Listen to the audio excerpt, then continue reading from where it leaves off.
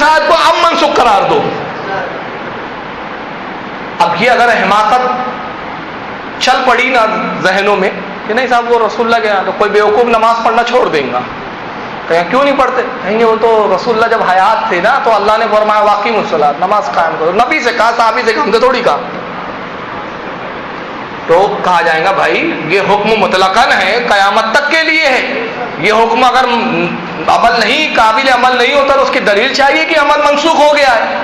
تو اب تم کہتے ہو کہ اس آیت پر عمل نہیں کیا جا سکتا، تو میری صرف گزارش یہ ہے کہ آیت منسوخ ہو گئی ہے. وہ کون سی آیت ہے جس نے اس کو منسوخ کیا ہے وہ بتا دو. قیامت تک نہیں بتا سکتے.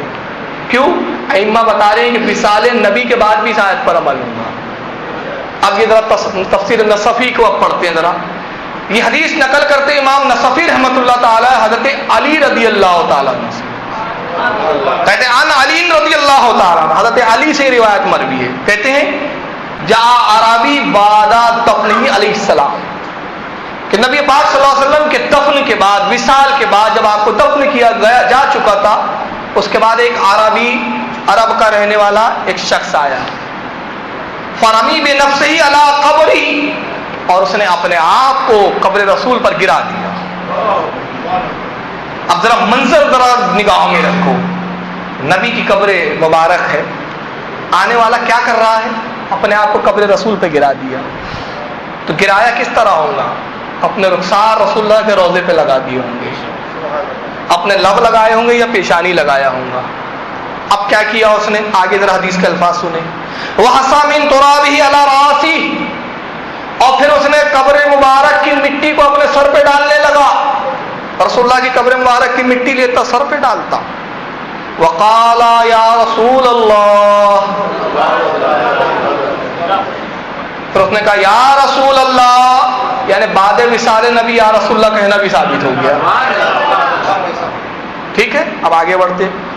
قلتا، اللہ کے نبی آپ نے کہا. فسمعنا، اور ہم نے سنا.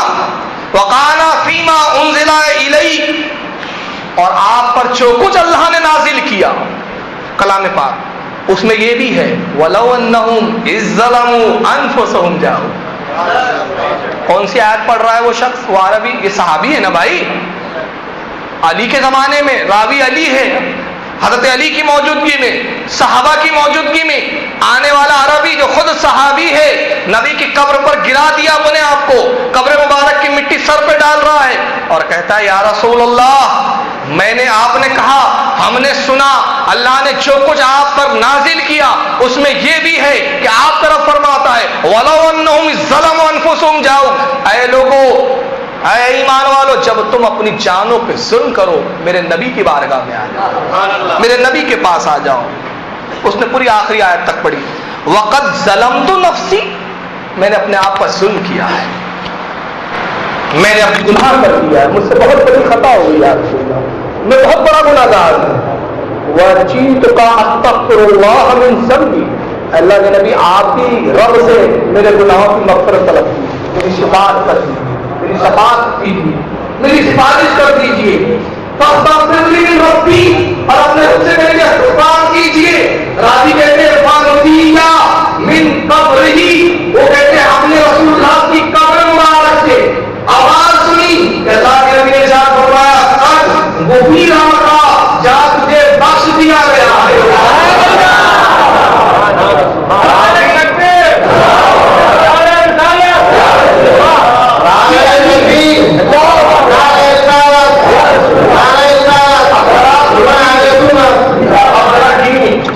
قبر رسول پر جا کر مانگنا اگر صحابی کا عقیدہ نہ ہوتا، شرک ہوتا، کفر ہوتا، سب سے پہلے حضرت علی پر حکم لگنا چاہیے مار تمہارے مقام.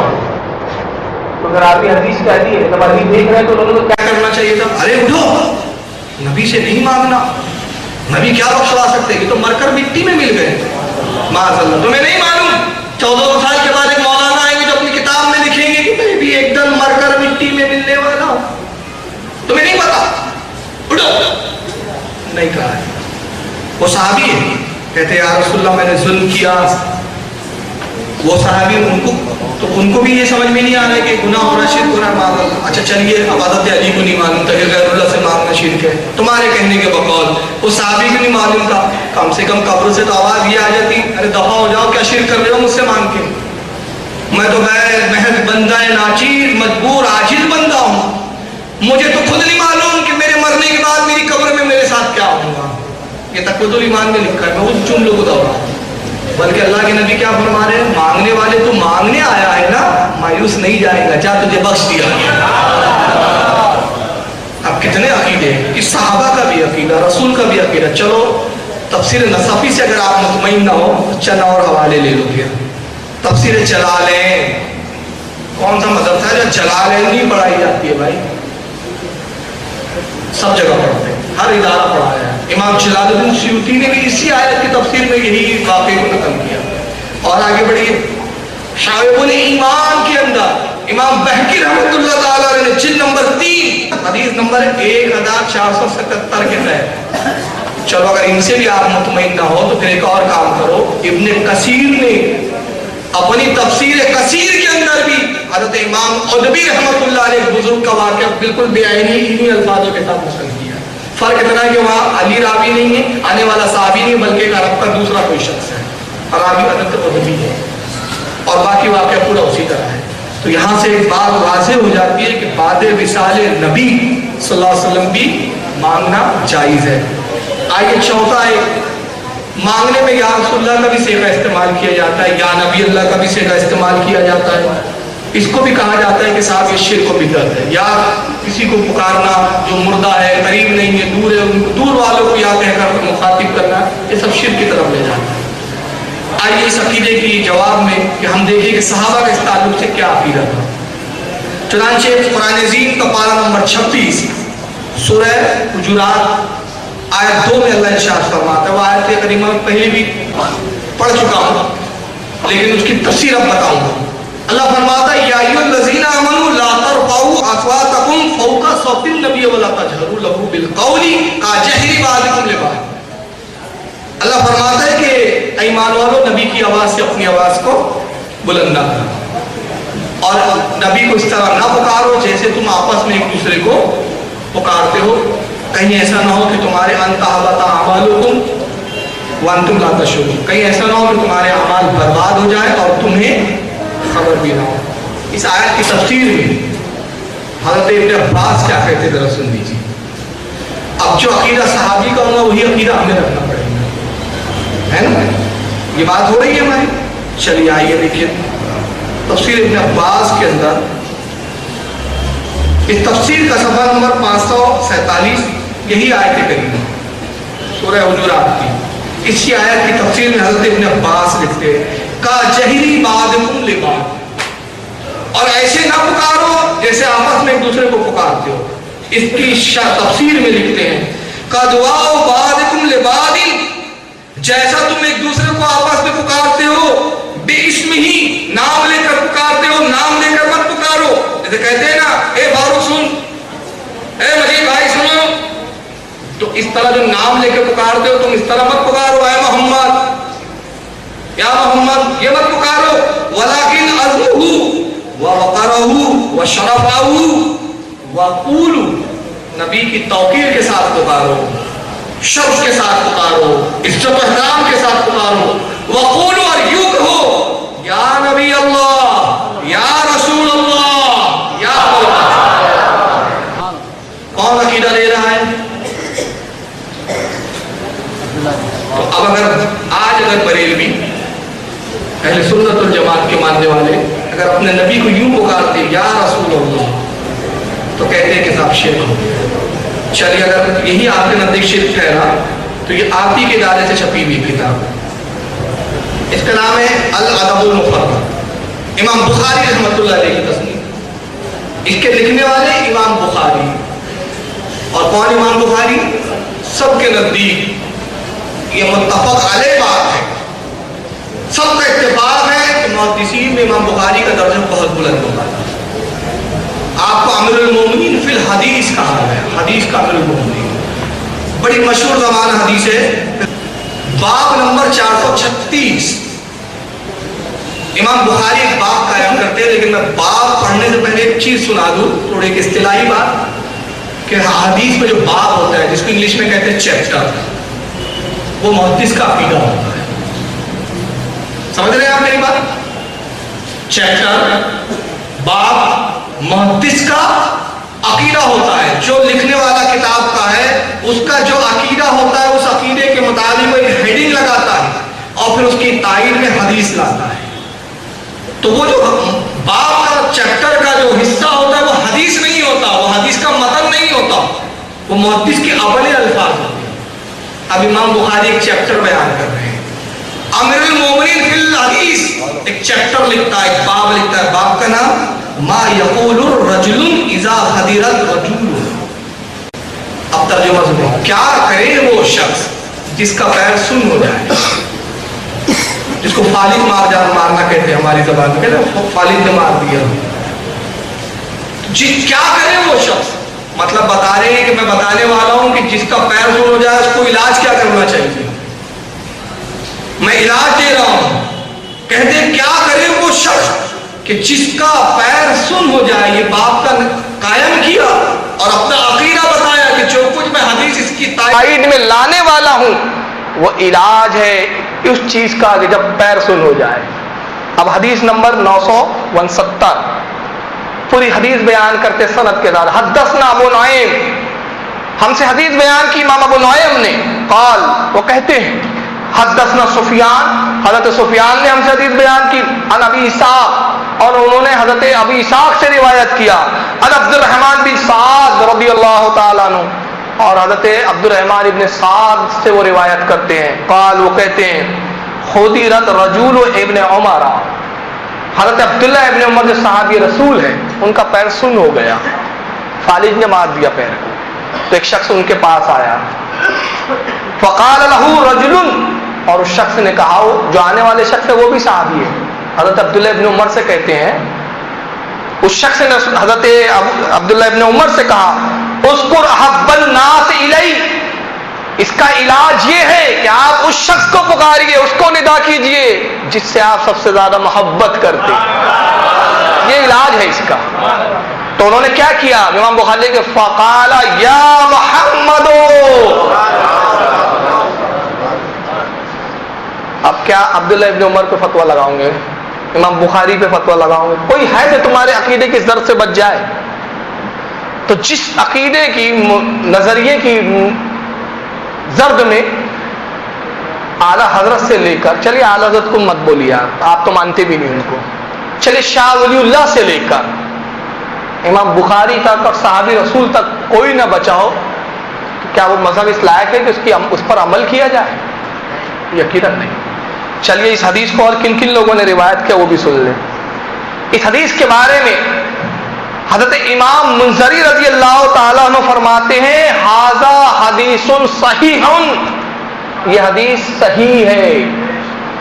امام نووی رحمۃ اللہ تعالیٰ نے الاذکار صفحہ نمبر 271 پر بھی اس حدیث کو نقل کیا.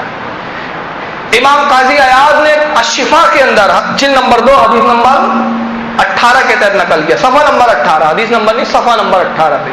اور ابن سعد نے، مشہور جو محدث ہے ابن سعد نے الطبقات، مشہور زمانہ تصنیف ہے ان کی، اس کی جلد نمبر 4 صفحہ 154 پر. اور نسیم الریاض میں حضرت امام شہاب الدین رحمۃ اللہ تعالی علیہ، شہاب الدین خفاجی رحمۃ اللہ علیہ نے نسیم الریاض جلد 3 صفحہ 355 پر.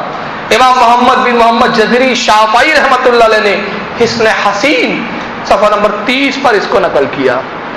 اس وقت میرے ہاتھ میں کتاب ہے فتوح الشام.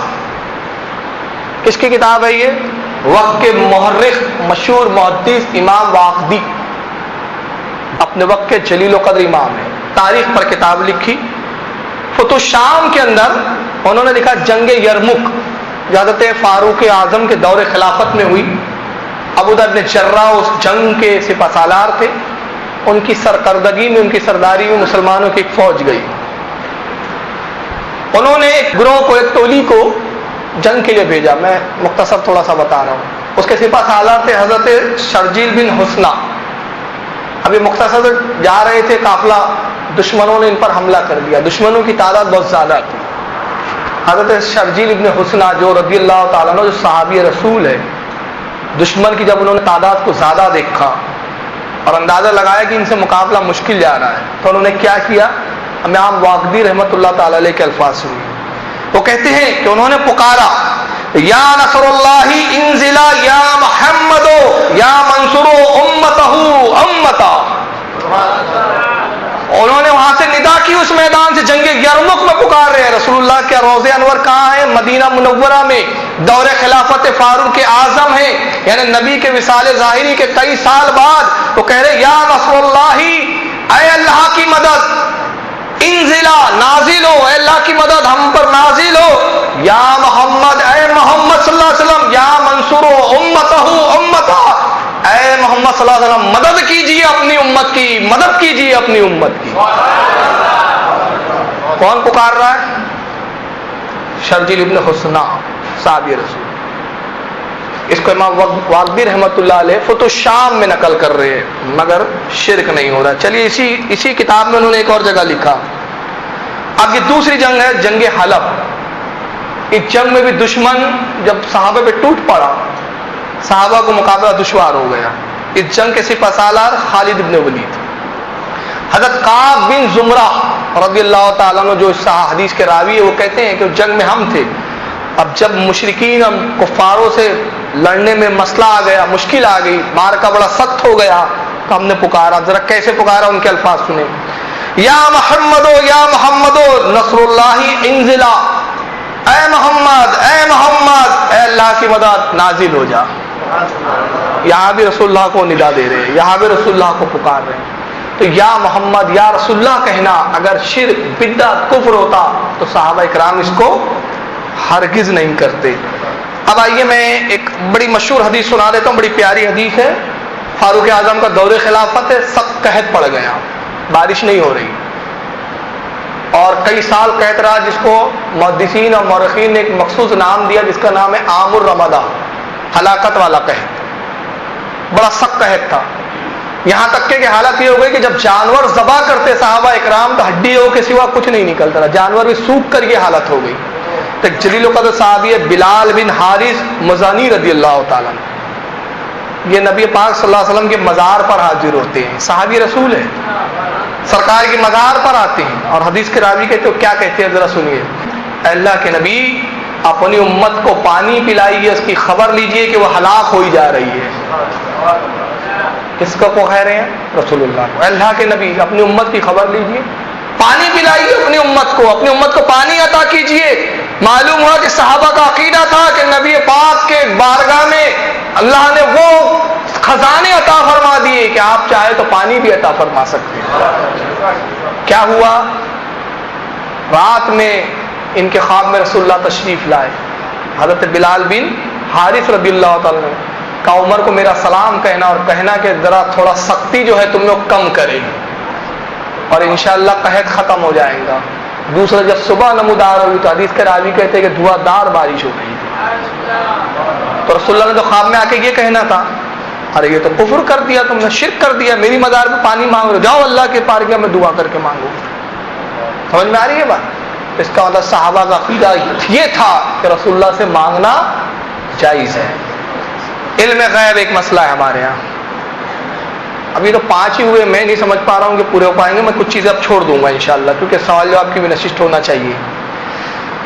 علم غیب جو ہے اس کے لیے میں ایک بخاری کی حدیث پیش کر دیتا ہوں اور اس کے بعد پھر انشاءاللہ مختصر 5 میں نے سوچا تھا لیکن ٹائم اجازت نہیں دے رہا ہے. امام بغوی رحمۃ اللہ علیہ نے تفسیر بغوی کے اندر حضرت سدی رضی اللہ تعالیٰ عنہ ان سے ایک حدیث نقل کی کہ اللہ کے نبی صلی اللہ علیہ وسلم منبر پر تشریف لائے مسجد النبوی میں، ارشاد فرمایا لوگوں کل رات میرے رب نے میری قیامت تک کی پوری امت کو میرے سامنے پیش کر دیا اور الحمدللہ ہم بھی ہوں گے اس میں.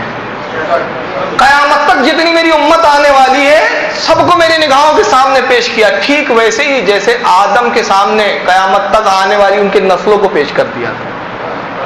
میں نے اپنی امت میں سب کو جان لیا اور میں اپنی امت کے ایک ایک فرد کو ایسے جانتا ہوں جیسے باپ اپنے بیٹے کو جانتا ہے.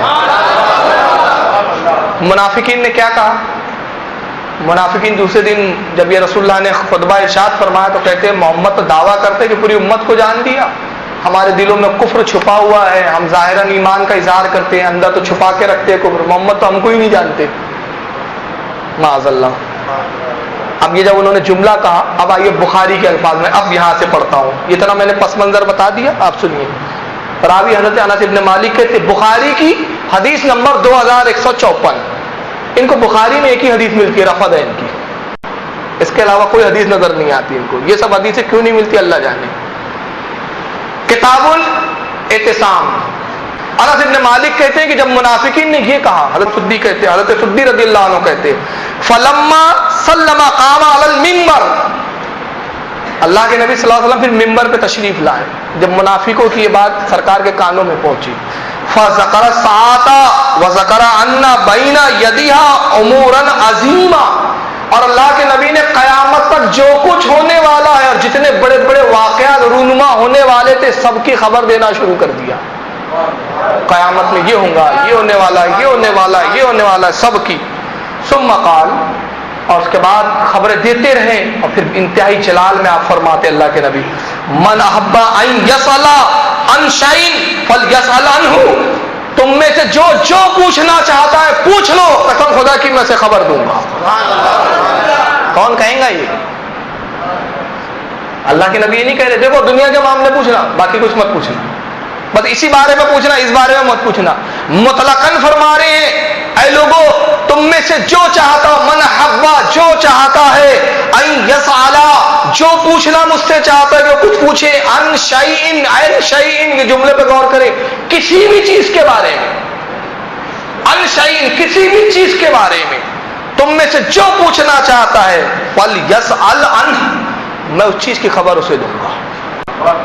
فواللہ لا تسألونی عن شیء الا اخبرو، قسم اللہ کی، فواللہ، بس اللہ کی قسم، تم جس چیز کے بارے میں مجھ سے پوچھو گے میں اس کی خبر تمہیں ضرور دوں گا۔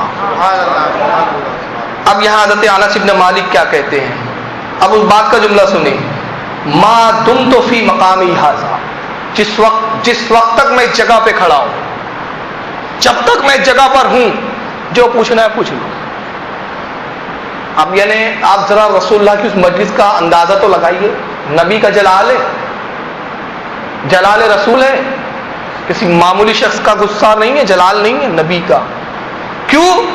نبی کے علم پر حملہ کیا ہے کسی نے، نبی کی غیرت کو آواز دی ہے کسی نے، فرمانے پوچھو جو چاہو، خدا کی قسم، فواللہ، اللہ کی قسم، تم مجھ سے جس چیز کے بارے میں سوال کرو گے میں اس کی خبر دوں گا۔ قال انس فاکثر الناس البقاء، حضرت انس کہتے ہیں کہ اس میں سے بہت سارے صحابی دھاڑے مار مار کر رونے لگے، رسول اللہ کے غضب کی تاب نہیں تھی برداشت کرنے کی ان میں۔ پھر کہتے ہیں وَأَكْثَرَ رسول اللہ صلی اللہ علیہ وسلم ان یقول صلونی، اللہ کے نبی بار بار فرماتے رہے، بار بار کہتے رہے پوچھو مجھ سے جو چاہوں گے میں خبر دوں گا۔ فقال انس، حضرت انس رضی اللہ تعالیٰ عنہ کہتے فقام الیہ رجل، بس ایک شخص کھڑا ہوا،